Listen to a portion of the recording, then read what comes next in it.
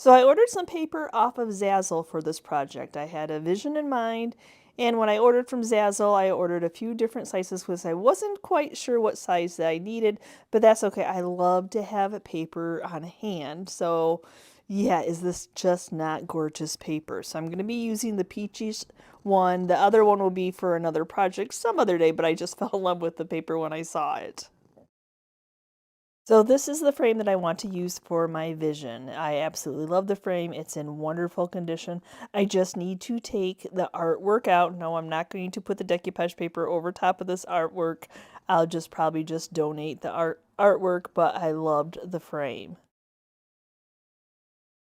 Inside of the frame is 11 by 14. Somebody was kind enough to write that on the outside back side of the frame. So I thought I was going to have to use a piece of cardboard and cut it down, but I just happened to have a piece of this is a canvas on cardboard, I assume. That is a perfect fit. So I just need to pop the original artwork out and I'll be able to put this canvas right in there.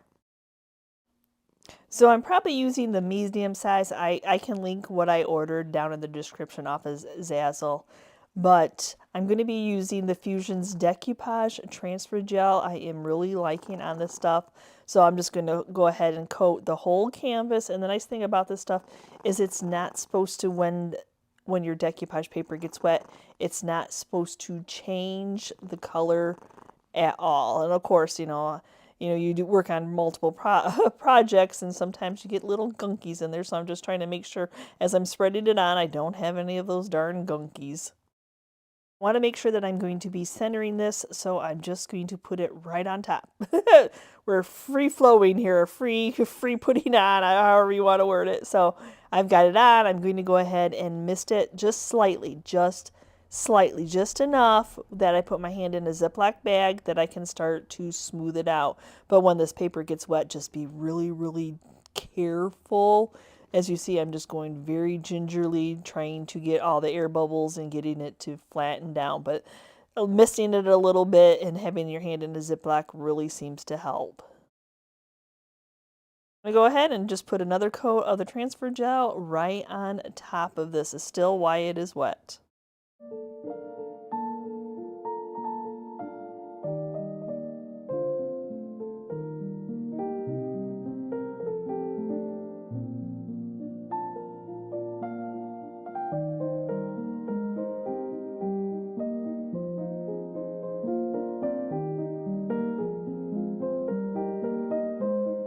After letting this completely dry, I'm just going to take some 150 sandpaper and then start to sand the edges, and that will cut it off. Now I don't have to be super careful because a little bit of this will be going underneath the frame. But see how easily just going back and forth with that sandpaper just cuts it right off.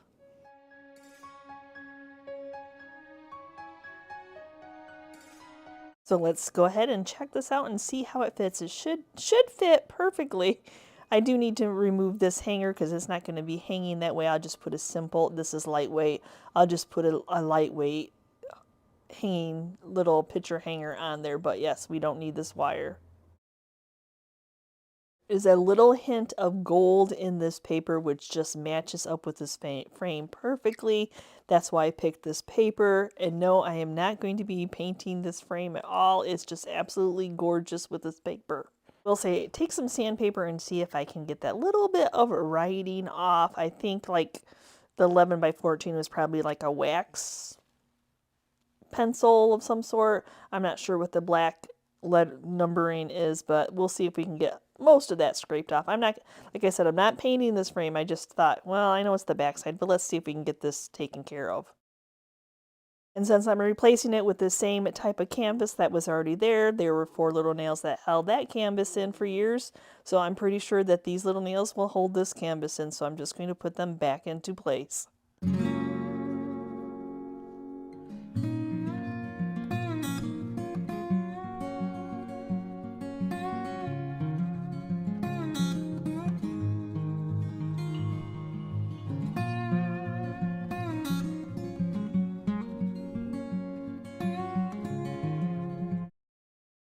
My vision for this paper was to have some of these beautiful butterflies flying, landing on it that look like they're flying. Anyway, so I have IODs, transfers. Oh, y'all, wait till you see these. They may be more moth-like than butterflies, but the muted tones match this paper, which match my vision. So there's just a little hint here and there of some blues and some oranges or peaches. I just now need to pick out which ones I want to put on here. That's always the hard decision because some of them are bigger than I want them to be. So I want them kind of like a couple big ones, a couple mediums, and then a couple small ones. So I think I'm going to do like a total of 6.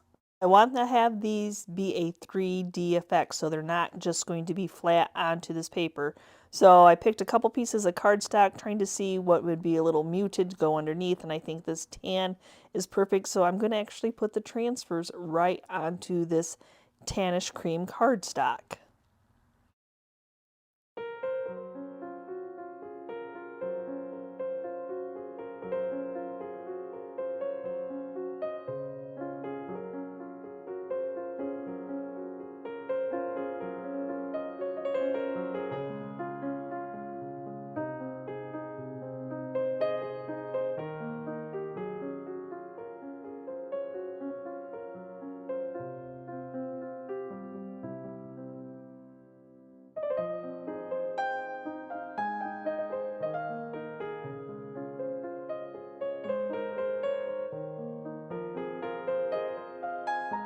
I have them all transferred onto the cardstock. I'm going to go ahead and I'm going to seal them in so that way I don't mess anything up. So all I'm doing is taking some natural clear Homestead wax, and that's all I'm fingering it right on top of it. And it's not, that is a wonderful way to get these sealed in. I don't want to mess them up by trying to cut them out yet without sealing them in. Then I'll go ahead and just wipe off any of the excess before I start cutting them out, which is going to be a little bit of a tedious task.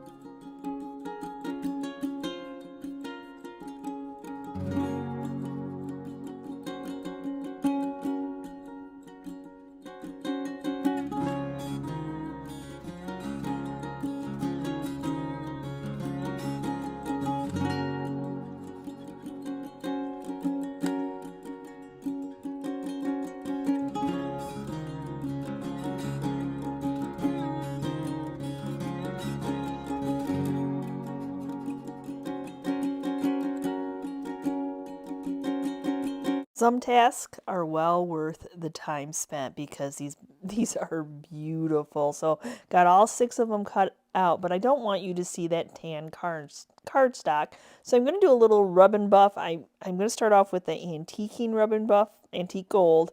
I think that it matches, but I may have to go in and use the regular gold just to cover the back of this paper. Like I said, I'm going to have them a 3D effect, so you're going to be seeing that paper, and I don't want you to see that tan creamish cardstock.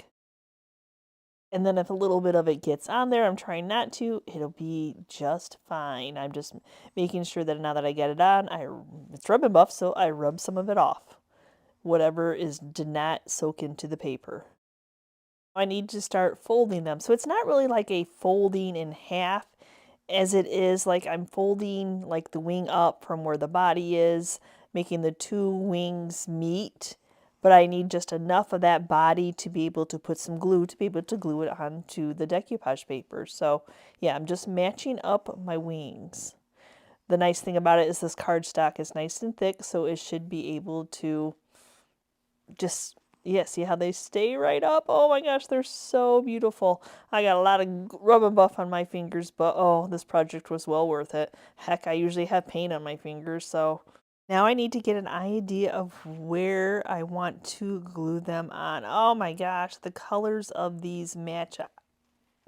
They just match perfectly. I cannot wait to get them glued on. So all I'm going to be doing is using a little bit of hot glue just down the body of the moth moth. That's what we're calling it.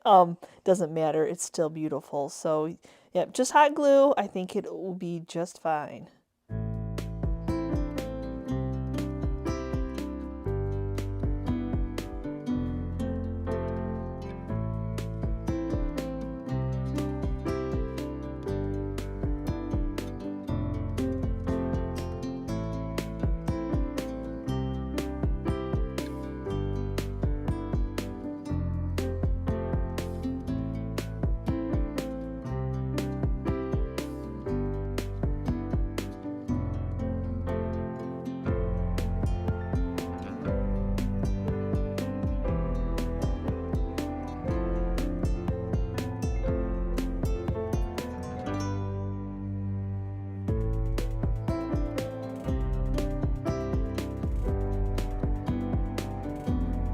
I can't even tell you my excitement of when I run across one of these frames with the glass still intact with the back. Love it. Nothing ever needs to be done with that frame itself. The glass, yes, thank you very much, and the backing. Oh, love it. So these are just, that beveled glass is, or beveled, I guess it's rounded glass, but it is beautiful. Now, I would like to update, even though I have made these over quite a few times, I am going to actually paint this purpley velvet black. So I'm going to go ahead and just take a mister bottle, mist the fabric down of the velvet, and then I'm just going to paint right on top of it. Misting the fabric down should keep the fabric nice and soft while I'm adding the paint. So it's kind of like a paint wash for fabric.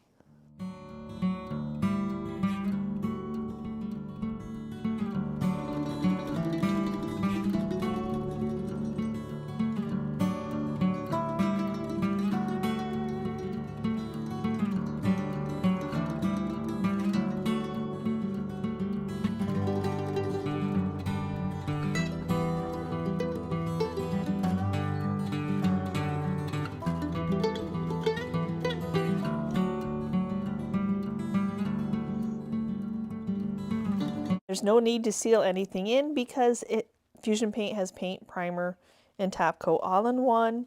You might see a little bit of the hue of the burgundy underneath, but it just transforms it and gives it a new look. So I want to add some of this. I think these are like roots, maybe. Anyway, root knots, which are harder than rocks. But I need to, unfortunately, cut a little piece off to fit at the bottom because I want to add some dried flowers to this, which is just timeless. And unfortunately, I just need a wee slice, just a little slice. It can't be very thick to fit underneath that glass. And I am not always a fan of cutting tools, so I won't torture you as I'm holding my breath cutting this to what I need it to be. Hobby Lobby is definitely ready for spring just like I am. So they have their 40% off sale on their spring items, and part of the dried flowers was the 40% off. The last one I like to buy them. So now I'm just going to pick out pieces of parts of these two different dried flower bunches to add on to here. So when you're working on this type of a dome glass, I only can work in the middle because if you get anything that's too thick, it won't let the glass go back onto the bottom. The dried flowers, I don't know what they're called by any means. I am not a master gardener. I loved these little buds that weren't open, but unfortunately, when they're flipped to their side like that, they stick out too much. So I kind of had to keep checking my glass to make sure that everything was still going to fit. But I'm like, I bought this bunch because I wanted to be able to use those. Now that I've done my dry fit, I'm just going to go ahead and start getting things glued down. And yet again, I can't bunch it up too awful thick because I'm going to do the wood pieces at last. So they're hiding the bottom of the dried flowers. I still cannot bunch them up too awful thick by any means. This is really just eyeball into what you think you like, what your eye finds visually appealing.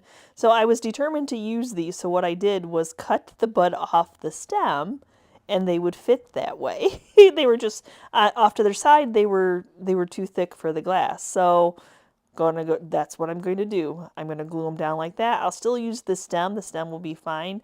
I'll just get the little buds glued on there first. See, it'll work.